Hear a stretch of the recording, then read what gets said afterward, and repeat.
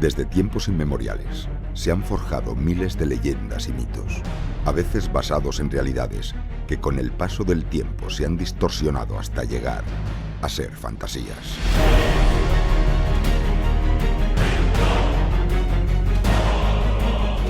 Pero estas fantasías son de vital importancia para comprender la historia y cultura de cada civilización. Son su alma. En un viaje donde la realidad se confunde con el mito y el mito con la realidad, y lo que está a punto de comenzar es su historia. Más allá de la historia, con Cristóbal Martínez.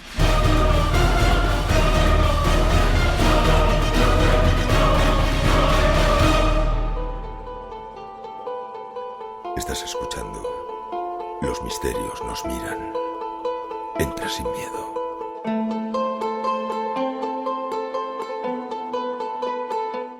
Situado a pocos kilómetros de la conocida población de Jaca, en el Pirineo aragonés, nos encontramos un histórico monasterio para muchos desconocido, pero de un gran valor e importancia en la historia para la comunidad aragonesa.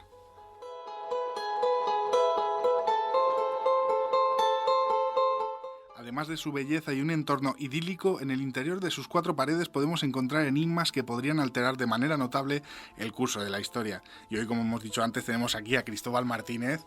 Muchas gracias nuevamente, Cristóbal, porque vamos a hablar de este entorno idílico que yo sé que a ti te encanta, ¿no? Encantado de estar aquí, y sí, la verdad que es un entorno, la verdad, idílico, como has dicho, y es una de mis rutas favoritas. La verdad que si salimos desde Jaca, tenemos San Juan de la Peña, pero es que a pocos escasos kilómetros tenemos lo que se llaman los Mayos de Riglos, que es un espectáculo de naturaleza increíble. Y a unos 60 kilómetros podemos hallar un castillo de los mejores conservados que tenemos en España, que es el Castillo de Loarre. Así que es una de mis rutas que la he hecho ya varias veces y la que siempre repito porque es espectacular. Que no sé si lo he dicho ahora en la entradilla, el monasterio se llama San Juan de la Peña, como bien dices. Y bueno, primero de todo vamos a preguntarte, Cristóbal Martínez, ¿a qué te dedicas? ¿Qué eres? ¿Por qué te has interesado en este tema? Bien, yo soy licenciado en Historia, me dedico más bien al tema educativo, aunque actualmente, conforme están las cosas, pues ya sabemos lo que hay. Y desde siempre me ha interesado mucho el tema histórico, el tema de buscar respuestas a algunas preguntas que todos nos hacemos. ¿Y dónde podemos hallar esas respuestas? En la historia, en los mitos, en las leyendas. ¿Dónde podríamos situar este monasterio para las personas que no conozcan el entorno o incluso pues, la ubicación de España, ¿no? Porque como sabemos y como hemos podido comprobar antes, nos escuchan desde fuera. ¿Cómo lo podríamos describir? ¿De qué manera? Bien, San Juan de la Peña lo podemos encontrar en Aragón, en la provincia de Huesca, a unos 20 kilómetros de Jaca, en plena sierra, protegida de San Juan de la Peña. Además de San Juan de la Peña, es un espacio protegido, donde podemos encontrar mucha vegetación como paisajes de robles, hayas y abetos. Para llegar justamente a lo que es el Monasterio Viejo, debemos salir, si salimos por ejemplo de Jaca, dejar atrás lo que sería el camino de Santiago y el río Aragón, y adentrarnos lo que sería el término municipal de Santa Cruz de la Serós, para adentrarnos en unas curvas y pendientes que nos llevarán hasta el monasterio. Lo curioso es que antes de justamente que te encuentres en la puerta, no ves absolutamente nada del monasterio. Es como si estuviese escondido entre las rocas. También recomiendo estar en este lugar. Hay un mirador que se llama el Mirador del Pirineo, que sin duda es una parada obligatoria para todo el que le gusten los paisajes, pues podemos contemplar prácticamente gran parte del Pirineo aragonés. El monasterio que tenemos, el Viejo, está situado bajo un gran peñasco, que es lo que le da la forma singular a este monasterio. Luego, situado en la parte de arriba, que hay una gran explanada, tenemos lo que sería el Monasterio Nuevo, construido en el 1675, y fue construido ya que en el 1675, por esta fecha aproximadamente, se inició un gran incendio en el Monasterio Viejo, que duró 3 días. 3 días estuvo ardiendo el Monasterio Viejo. Con lo cual, las condiciones de vida para los que vivían allí era prácticamente imposible. Por eso construyeron este nuevo monasterio. quería comentar antes de continuar que Cristóbal es la primera vez que aparece en radio, lo hemos dicho antes, y que es uno de los oyentes principales de Los Misterios Nos Miran. Soy fiel a Los Misterios Nos Miran. La verdad es que hacéis un gran programa y es un programa que se aprende mucho y sobre todo hay un buen rollo y la verdad que las cosas están muy bien explicadas y se aprende mucho con este programa. Temas de misterio, historia, se toca todo. Luego te pagamos el cheque que habíamos prometido. No te Sí, preocupes. gracias. Por eso decíamos que hay un oyente menos en el chat, porque no sé si te puede decir tu nombre en el chat, es Kriser. Correcto, Kreischer. Bueno, se pronuncia Kreischer. Yo mi inglés es muy perfecto y por eso no lo entendéis, claro. Es Kreischer, ¿no? Sí, correcto. Por eso hoy no está en el chat hablando y escuchándonos a través de ahí. Pero bueno, estoy aquí escuchándolo y compartiendo con vosotros este programa y adentrándonos en un lugar mágico como es San Juan de la Peña. Totalmente de acuerdo.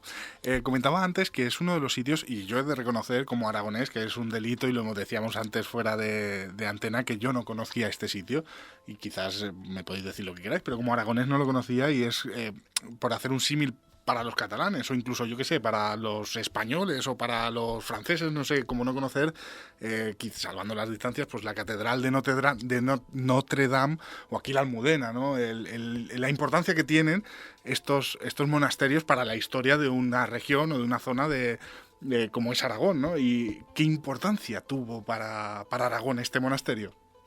Este monasterio, como bien dices, es tan importante como para los asturianos Covadonga. Por ejemplo. Es algo muy, muy semejante. Es tan importante porque allí fue la cuna del Reino de Aragón, donde los primeros reyes cristianos de Aragón se establecieron. Digamos que fue un monasterio que impulsó la reconquista a partir del 711, cuando los musulmanes conquistaron la península ibérica. Se estableció allí pues una comunidad, fue como un centro simbólico, un centro de poder, donde a partir de San Juan de la Peña se comenzó a ir hacia el sur y conquistar tierras musulmanas.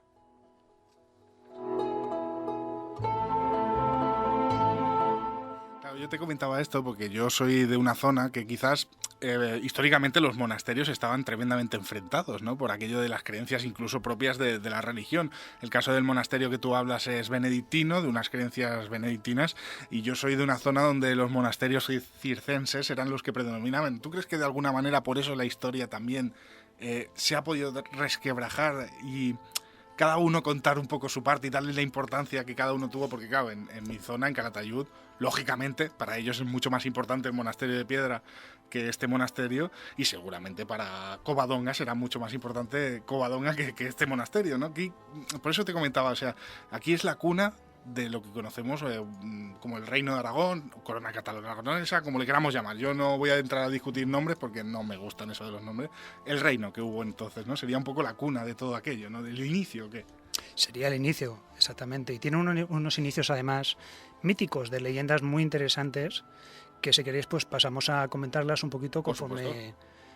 Bien, pues la historia de San Juan de la Peña comienza con un ermitaño, que es el beato llamado Juan de Atarés.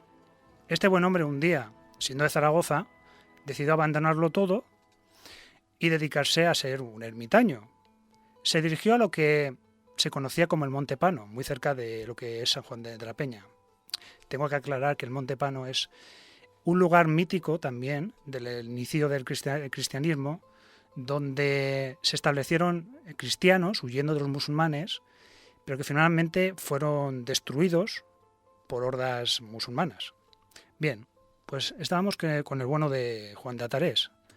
El ermitaño, pues, cuenta la historia que se le apareció un día al diablo, y el diablo le ofreció dinero, es decir, en aquel tiempo tesoros, palacios, castillos y todo lo mejor que se podía estar en aquella vida. Pero Juan de Atarés denegó y se puso a rezar, y de repente apareció un ángel.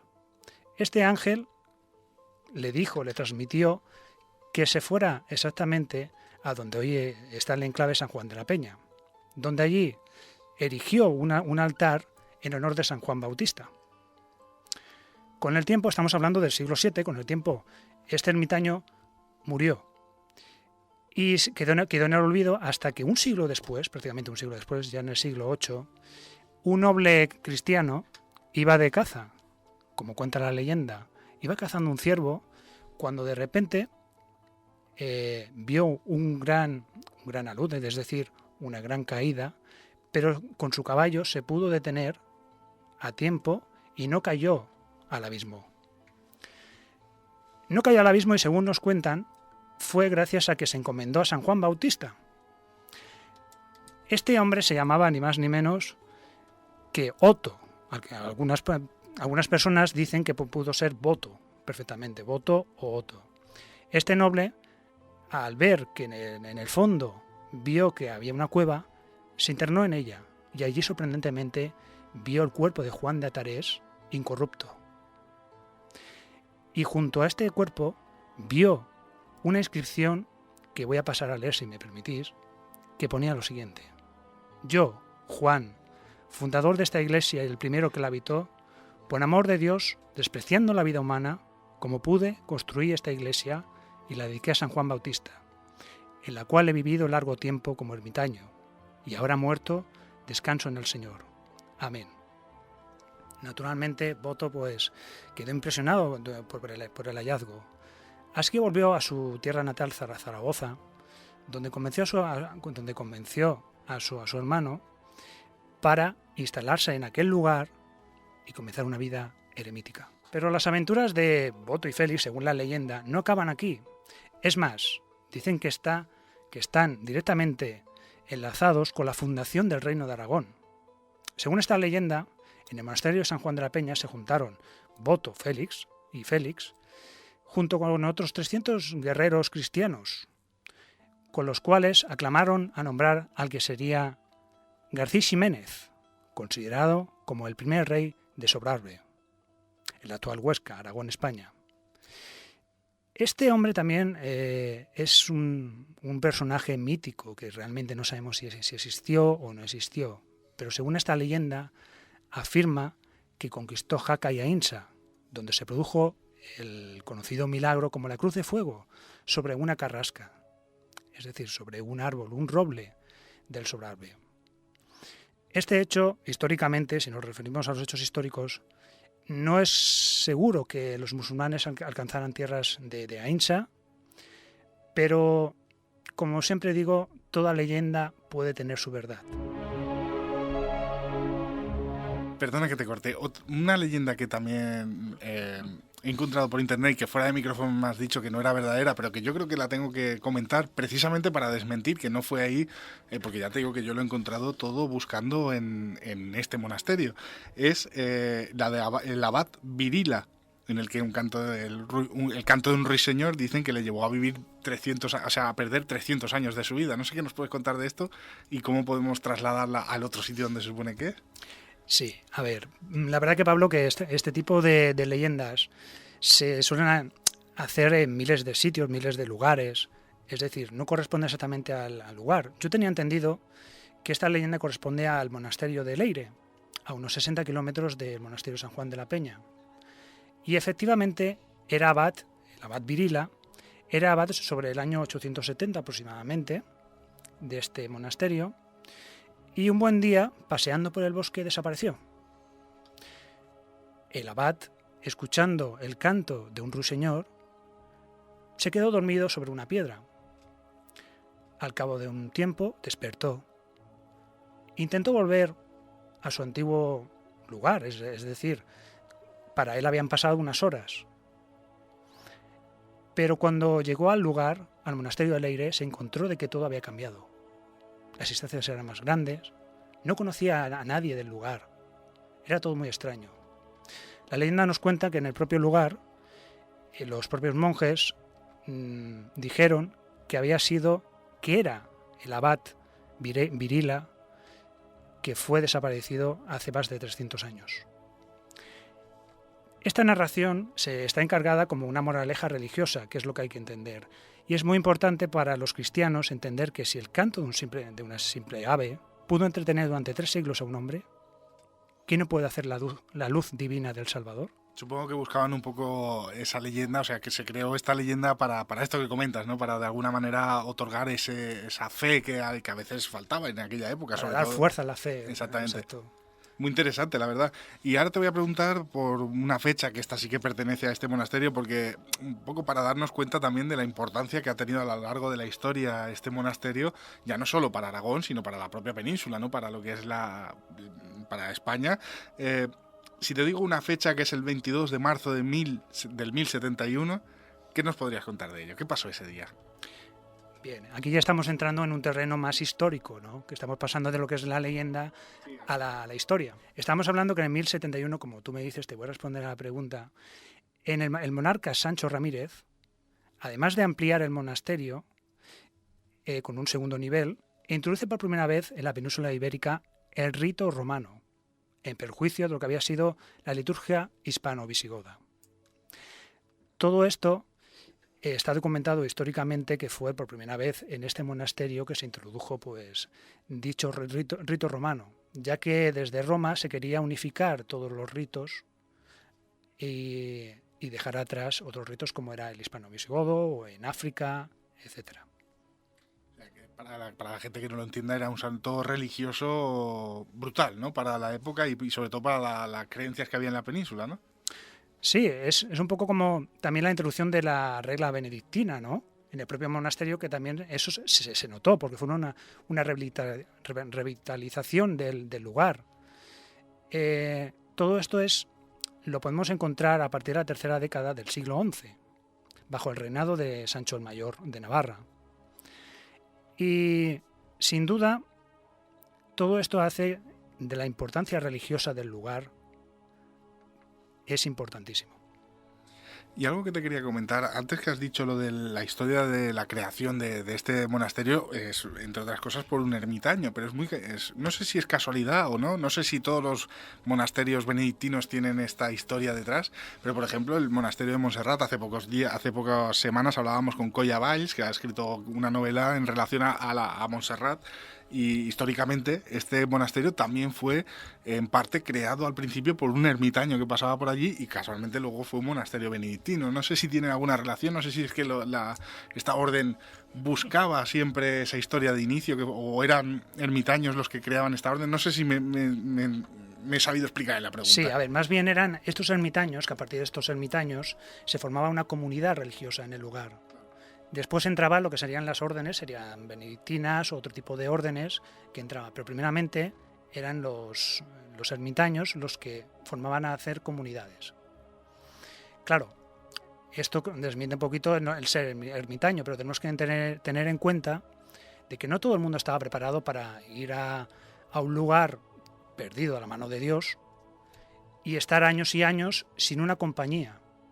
Entonces, claro, con el tiempo decidieron pues sumarse con otros creyentes, otra gente santa para ellos, y formar lo que serían los monasterios, el principio, el núcleo de lo que serían los monasterios actuales. Está relacionado también este monasterio con la ruta y el camino este famoso de Santiago, ¿no? Sí, correcto, y sobre todo en los últimos años se le ha dado mucha más fuerza para entroncar lo que sería la ruta por el río Aragón, Jaca, y directamente pues pasar por San Juan de la Peña. En algunos de mis viajes a San Juan de la Peña, pues incluso un día un peregrino se subió al coche. Era inglés, pues lo recogimos al coche porque iba haciendo autostop, porque esta gente se suele mover de esa forma, ¿no? A la aventura, es decir. Y fue muy interesante lo que nos contó, que para él San Juan de la Peña era un lugar especial. Un lugar donde podía respirar tranquilidad, religiosidad, y que no se lo quería perder.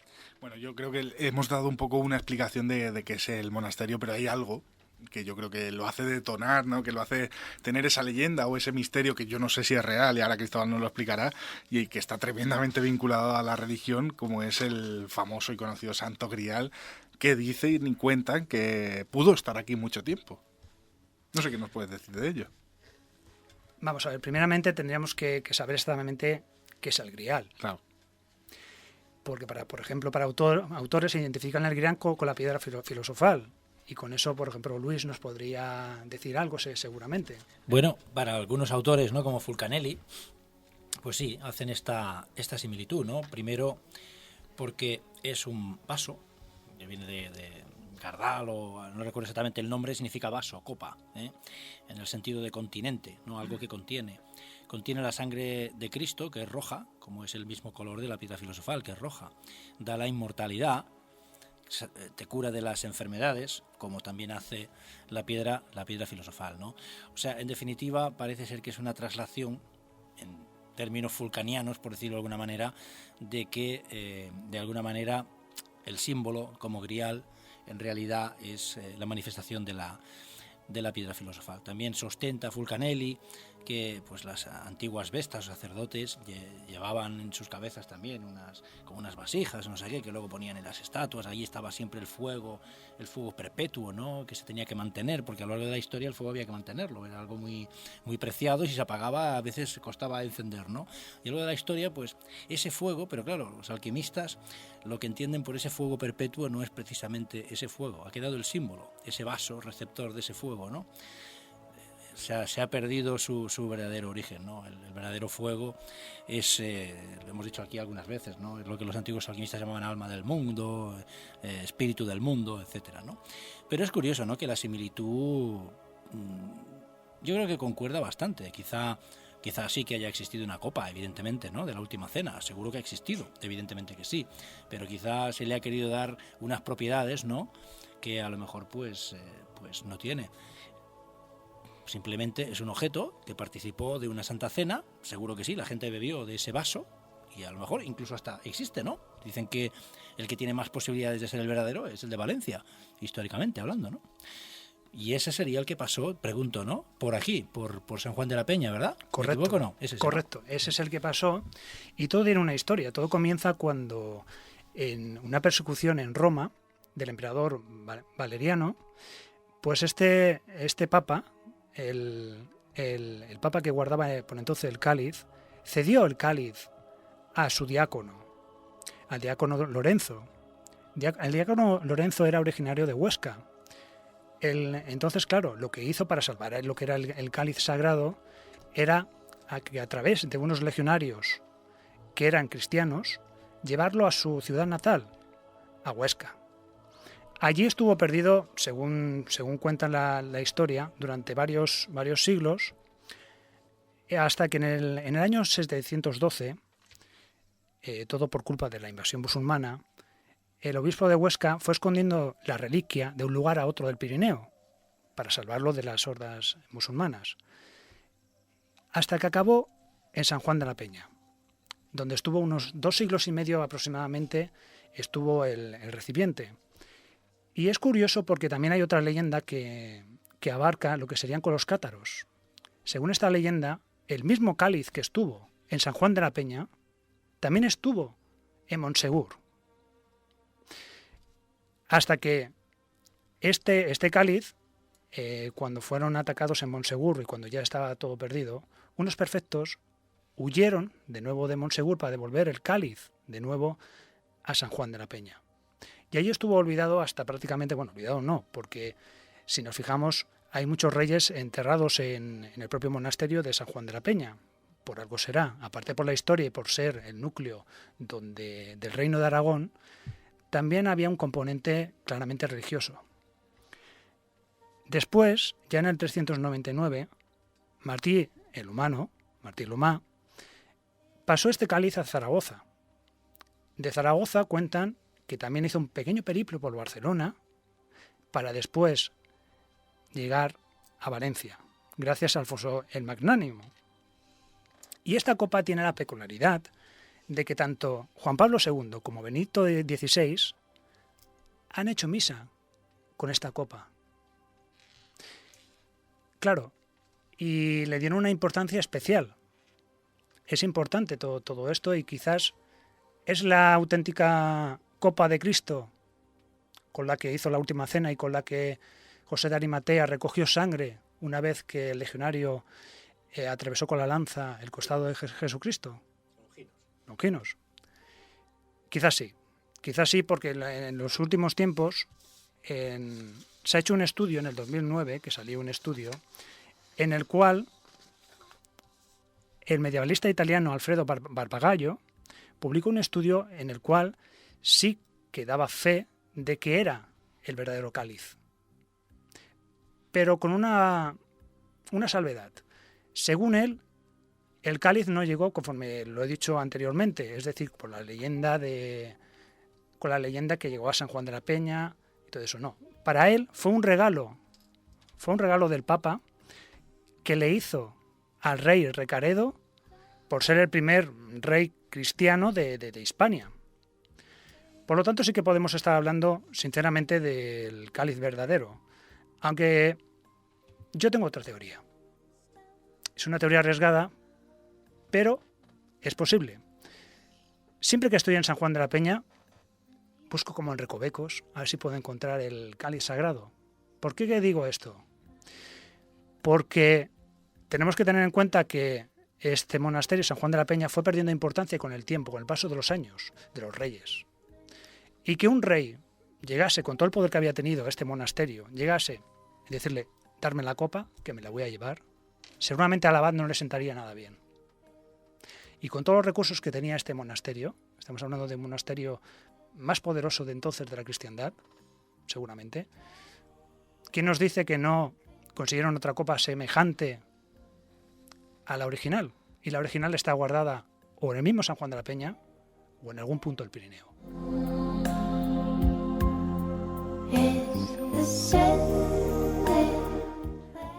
Cristóbal, Javier Sierra, en su último libro, El Maestro del Prado, recoge una leyenda que vincula a San Juan de la Peña con el Grial, de lo que estamos hablando ahora precisamente. ¿De qué trataría esta leyenda? La leyenda trataría justamente lo que hemos estado comentando del traslado de la copa a través del diácono San Lorenzo y de la llegada a Huesca y posteriormente a San Juan de la Peña. Esta sería, sin duda, sí, efectivamente, Javier Sierra, que hace poco leí su libro y me volvió a interesar mucho por el tema, porque sin duda en uno de sus cuadros que cuenta Javier Sierra, Juan de Juanes pinta en el siglo XVI, pinta la misma copa, es decir, con la forma que está en Valencia, la pinta en el cuadro, cuando siempre se había creído que esa copa no era exactamente así por entonces, que le habían añadido cosas después. Pero en ese cuadro de Juan de Juanes encontramos esa copa tal cual es la de Valencia. Y además no me gustaría equivocarme porque hacía tiempo que lo leí, pero hablaba también de que dentro de ese cuadro, que es el de Juan de Juanes, como bien dices, hay un libro que está como semiabierto, donde también es toda una serie de simbología en la que sí quedaría a creer que esa copa es el auténtico cáliz sagrado, ¿no? Según cuenta Javier Sierra en su propio libro. O sea, es un compendio, esa imagen no es solo la copa en sí, por cómo está dibujada la propia copa, sino el supuesto mensaje que quiso dejar el autor, ¿no? en el cuadro. Claro, Javier Sierra lo que hace es recoger, bueno, ya sabemos que a Javier le encantan estos temas del Santo Grial y es un experto del tema, y recoge lo que es este cuadro de Juan de Juanes, donde nos deja muchas pistas. Que hay que tener en cuenta que los autores de entonces, de los cuadros, dejaban pistas para poder ser después investigadas o descubiertas, como por ejemplo ahora nos estamos dando cuenta de que, existía un cáliz ya en el siglo XVI exactamente igual que el que hay en Valencia. Exactamente, que para la gente que no lo sepa, es El Maestro del Prado, el libro del que estamos hablando. Por suerte nosotros tuvimos la oportunidad de hablar con él aquí, con Javier, y sí que es verdad que estos pintores dejaban muchos mensajes, bueno, que nuestro invitado de la semana pasada no estaba muy seguro de ello, ¿eh? Nos dijo que él, que también le gusta mucho esto del arte y que hablaba del número phi, no estaba muy seguro de esto, pero bueno, siempre hay creencias para todos los gustos, y estudios para todos los gustos, evidentemente. Desde luego. También este monasterio, aparte de esta historia impresionante del cáliz, y que sí que es verdad que puede ser, ¿no?, como con las envidias y los rencores que había anteriormente, como dices, que el abad o la persona encargada hicieran una réplica y pueda estar el original incluso a la vista de todos, ¿no? Porque a veces cuando lo pones algo a la vista es cuando pierde el interés, ¿no? Si tú te encuentras una copa o una moneda, por poner un ejemplo, dentro de una vitrina, vas a tener más interés que si la ponemos aquí en medio, ¿no? Por eso tú te veo buscando ahí en esos recovecos, ¿no? Porque a lo mejor está a la vista de todos y no la vemos, ¿no? Correcto, a ver, de hecho en San Juan de la Peña hay expuesto un cáliz, una réplica, un cáliz. Claro, tampoco desconozco si se han hecho estudios Claro. de este cáliz, o no se han hecho estudios. No tengo noticia de ello, pero sería interesante poder hacer un estudio fiel e intentar saber de qué época es este cáliz. Porque a lo mejor te llevas la sorpresa, ¿no? Que es lo que digo, de que lo hayan podido exponer así. En la historia aprendemos que se dan muchas vueltas, Sí. y que nunca se sabe exactamente qué es lo que vemos y qué es lo que existe. Totalmente de acuerdo. Otra historia que he podido encontrar, otra leyenda, no sé si es verdad, y esto te lo voy a preguntar a ti, es que cuando llega el silencio allí, el silencio ya sabemos que es ese silencio de la naturaleza o el silencio de las piedras, ¿no? Se escuchan los cantos de los monjes, pero los monjes que ya no están allí, o sea, unos cantos, una especie de fantasmales que dicen que continúan haciendo su cántico desde el inicio de todo. ¿Tú los has podido escuchar? ¿Conocías esta historia? Sí que se cuentan, los guías cuentan algo de estas historias, pero yo la verdad que cuando he estado, sí que es verdad que he estado en época donde más turismo había, en agosto. Y claro, en esta época con tantos turistas es difícil pararse a escuchar. Pero sí que he hablado con algunos guías del lugar y cuentan que a veces es como se escucha como un eco lejano de estos cantos. Yo particularmente soy bastante escéptico al respecto, pero ¿y si el sonido no se pierde y queda guardado en la cavidad de esta peña y lo podemos escuchar si estamos muy centrados, muy en silencio, muy con conexión con la tierra, con cada uno con lo que quiera, con Dios, y se puede escuchar? Pues no lo sé, si alguna vez lo escucho, pues ya te diré. Por favor. Que, bueno, a lo mejor escuchamos cánticos como el que estamos escuchando de fondo, que es una música mágica para este tipo de temas. Y, bueno, no sé si lo hemos dicho, creo que sí al inicio, que podía ser porque, como has dicho, que está tallado en la propia piedra, ¿no? O sea, es como una especie de Petra, ¿no? A la aragonesa, por decirlo así. Sí, está, como su nombre indica, San Juan de la Peña está bajo una gran peña, una gran piedra, y el monasterio está construido, digamos, en dos fases y tiene 2 pisos. La primera fase se construyó lo que sería la planta baja, donde encontramos los restos más antiguos del siglo X. Y después tenemos la parte de arriba, donde tenemos otras zonas construidas después, en las que se han tenido que adaptar, claro, a lo que el lugar les daba, a lo que la roca les permitía. Excavar en la roca también. Y es un lugar tan excepcional que al verlo parece como si fuese sacado de un cuento de hadas directamente. Bueno, pues para ir terminando, que se nos echa el tiempo encima, te voy a hacer la última pregunta que también está un poco relacionada a estas leyendas que son tan interesantes, y es que dicen que allí el agua que emana ese monasterio es milagrosa, es un agua sagrada. No sé si has escuchado hablar de esto también. Agua hay. Hay como una especie de lago pequeño cristalino, de unas aguas cristalinas, verdes, verdosas, pero que sean milagrosas, pues no tengo ni constancia ni tengo noticias, la verdad. Pero sí que es verdad que es muy curioso, porque siempre que San Juan Bautista se relaciona mucho con el agua. Si nos damos cuenta, cuando llega San Juan, siempre es típico irse a bañarse, porque dicen que es algo que da buena suerte, que aporta salud y que aporta pues cosas buenas. Y en este lugar, siendo consagrado el primer altar a San Juan Bautista, ya había este agua. Por lo tanto, puede haber relación exactamente con el agua, San Juan Bautista. Es sin duda interesante.